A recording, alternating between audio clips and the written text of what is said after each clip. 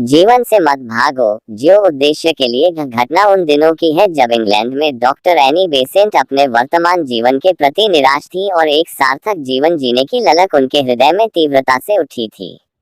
एक दिन अंधेरी रात्रि सभी परिवारजन गहरी नींद में सोए हुए थे। केवल वही जाग रही थी और आत्मा की शांति के लिए इतनी बेचैन हो उठी कि इस जीवन से भाग जाने का ख्याल मन में लाकर सामने रखी जहर की शीशी लेने के लिए चुपके से उठी। लेकिन तभी किसी दिव्य शक्ति की आवाज ने उन्हें आगे बढ़ने से रोक दिया। क्यों? जीवन से डर गई। सत्य की खोज कर ये सुनकर वह चौंक गई। अरे, यह आवाज किसकी है? कौन मुझे भागने से रोक रहा है? उन्होंने उसी समय निश्चय कर लिया, सार्थक जीवन के लिए मुझे संघर्ष करना ही होगा। सत्य की खोज के लिए वे अपना परिवार, सुख संपत्ति आदि सब कुछ छोड़कर भारत आ गई।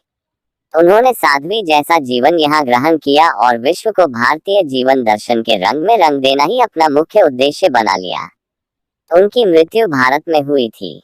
निष्कर्ष, अंधकार से प्रकाश की ओर जाने के लिए भी मनुष्य को संघर्ष करना पड़ता है, जिसके दौरान वह अपनी शुद्ध चेतना से समर्पण भाव को जागृत कर जीवन लक्ष्य की प्राप्ति कर लेता है।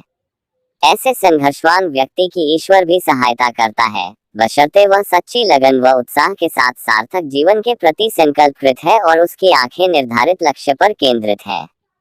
याद रखें, जीवन सहज नहीं, एक संघर्ष है। कठिनाइयां एवं बाधाएं जीवन के अंग है। इनसे भयभीत होकर कर्तव्य पथ से पलायन कर देने का अर्थ होगा अपने जीवन मूल्य को नष्ट कर देना। सत्य तो यह है कि कठिनाइयों और दुखों पर विजय प्राप्त करके ही मानव ने इस भौतिक संसार का इतना ऊंचा विकास किया है। जब कड़वी दवाई के सेवन से रोग का निदान शीघ्र होता है, तब हम अपने जीवन लक्ष्य की सिद्धि में संघर्ष करने से क्यों कतराएं? हेनरी फोर्ड का कथन ध्यान देने योग्य है। त्रेता युग में श्री राम जी को 14 वर्ष का वनवास मिला था और फिर लंका पर विजय प्राप्त करने के लौटने पर राजगद्दी मिलते ही उन्हें सीता जी के निष्कासन पर एकला जीवन लेना पड़ा था। द्वापर युग में श्री कृष्ण के होते हुए भी धर्मराज युधिष्ठिर सहित 5 पांडव भाइयों को 12 वर्ष का वनवास और साथ में 1 वर्ष का अज्ञातवास झेलना पड़ा था। स्पष्ट है, यह जीवन संघर्ष आदिकाल से चला आ रहा है।